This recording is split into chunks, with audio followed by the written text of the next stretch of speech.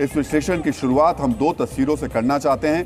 पहली तस्वीर पाकिस्तान के कठपुतली पीएम शहबाज शरीफ की है, जिसमें एक बार फिर कश्मीर पर जहर उगला है, और दूसरी तस्वीर है पाकिस्तान की राजधानी इस्लामाबाद की, जहां मजहबी नफरत ने इबादतगाह यानी मस्जिद को तबाह कर दिया है। मित्रों, पाकिस्तान के हुक्मरान सालों से कश्मीर दिवस के मौके पर ऐसे ही बयान देते नजर आए हैं, लेकिन हैरान करने की बात यह है कि ऑपरेशन सिंदूर के बाद भी पाकिस्तान ने कश्मीर का राग अलापना छोड़ा नहीं है।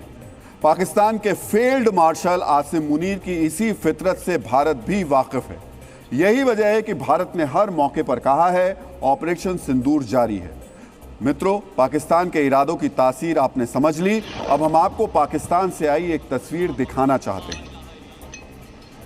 खून से सनी ये तस्वीर पाकिस्तान की राजधानी इस्लामाबाद की है। इस्लामाबाद के तरलई कला इलाके में एक मस्जिद के अंदर धमाका हो गया। धमाका उस वक्त हुआ जब मस्जिद में नमाज पढ़ी जा रही थी। अब तक मिली जानकारी के मुताबिक इस धमाके में 30 से ज़्यादा लोगों की मौत हो चुकी है और तकरीबन 22 लोग गंभीर रूप से घायल हो गए हैं। हम आपको बता दें, तरलई कला की इस मस्जिद में शिया समुदाय से ताल्लुक़ रखने वाले लोग आते हैं। इसी वजह से शक जाहिर किया जा रहा है कि इस धमाके के पीछे इस्लामिक स्टेट खुरासान प्रोविंस का हाथ हो सकता है। पाकिस्तान में इस्लामिक स्टेट का प्रभाव किस तरह बढ़ रहा है, अब हम आपको इससे जुड़ी अहम जानकारी देने जा रहे हैं। डीएनए मित्रों, इस्लामिक स्टेट खुरासान प्रोविंस साल 2016 से पाकिस्तान में एक्टिव रहा है। इस्लामिक स्टेट ने पहले खैबर पख्तूनवा में शिया समुदाय पर हमले किए थे, फिर गिलगित बल्टिस्तान में शिया समुदाय को निशाना बनाया गया और अब इस्लामिक स्टेट का आतंक इस्लामाबाद तक पहुंच गया है। पिछले 10 साल में इस्लामिक स्टेट के हमलों में शिया समुदाय से जुड़े 550 से ज्यादा लोग मारे जा चुके हैं। अधिकतर हमलों में फिदायन आतंकवादियों का इस्तेमाल किया गया है और टारगेट शिया समुदाय की मस्जिदें ही रही हैं। मित्रों, इस्लामाबाद में भी सुसाइड ब्लास्ट ही हुआ था और टारगेट शिया मस्जिद ही थी। इसी वजह से शक जाहिर किया जा रहा है कि इस्लामाबाद ब्लास्ट के पीछे भी इस्लामिक स्टेट खुरासान प्रोविंस ही है। अब सवाल ये उठता है कि इस्लामिक स्टेट खुरासान प्रोविंस की इतनी जरूरत कैसे हो गई कि उसने सीधे पाकिस्तान की राजधानी को ही निशाना बना दिया। इस जरूरत की वजह है वो मेहरबानी जो पाकिस्तान के फील्ड मार्शल आसिम मुनीर ने इस आतंकी संगठन पर की है। मित्रों, मुनीर का इस्लामिक स्टेट वाला प्लान भी अब आपको बहुत ही ध्यान से देखना चाहिए। साल 2025 में अक्टूबर के महीने में पाकिस्तानी खुफिया एजेंसी ISI ने इस्लामिक स्टेट और हाफिज सईद के लश्कर तोयबा का गठबंधन कराया था। इस मीटिंग में इस्लामिक स्टेट का कमांडर मीर शफीक और लश्कर का कमांडर राणा मोहम्मद शामिल था।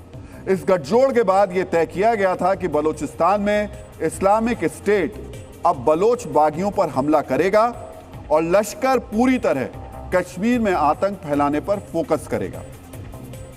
मित्रों, इस्लामिक स्टेट को छत्रछाया देकर मुनीर ने मानो बंदर के हाथ में उस्तरा दे दिया।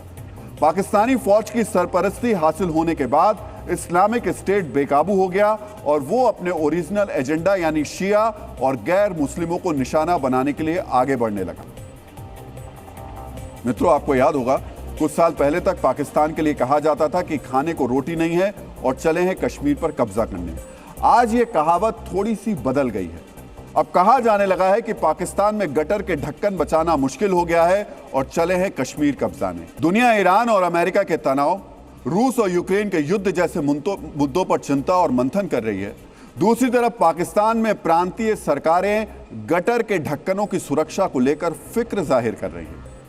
पाकिस्तान एक बहुत ही अजब देश है जहां अजीबोगरीब वारदातें होती रहती हैं।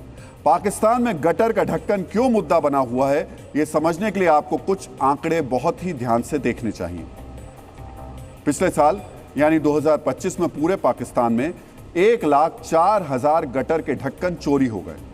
सबसे ज्यादा ढक्कन कराची में चोरी किए गए। कराची में एक साल के अंदर 88,000 ढक्कन चोरी हुए। कराची के बाद लाहौर का नंबर है जहां 10,000 ढक्कन चोरी हुए। तीसरा नंबर है पेशावर जहां 4400 ढक्कन चोरी हुए और चौथे नंबर पर है राजधानी इस्लामाबाद जहां एक साल में 1600 गटर के ढक्कन चोरी कर लिए गए। खैर, इस्लामाबाद में सबसे बड़े चोर यानी पाकिस्तान के हुक्मरान बैठते हैं। शायद इसी वजह से छोटे चोरों ने इस्लामाबाद में बड़ी वारदातें नहीं की, लेकिन गटर के ढक्कन कंगाल पाकिस्तान को बड़ी चोट पहुंचा रहे हैं। इन गटर के ढक्कनों को रिप्लेस करने के लिए पाकिस्तान की सरकार को पिछले साल 250 करोड़ रुपए खर्च करने पड़े थे। यानी कंगाली में आटा गीला हो गया। तो अगर अगली बार सोशल मीडिया पर कोई पाकिस्तानी आपको भला बुरा कहे तो उसे ऑपरेशन सिंदूर के साथ साथ चोरी किए गए गटर के ढक्कन याद जरूर दिला दीजिएगा, ताकि उसे सनद रहे वो पाकिस्तान में रहता है।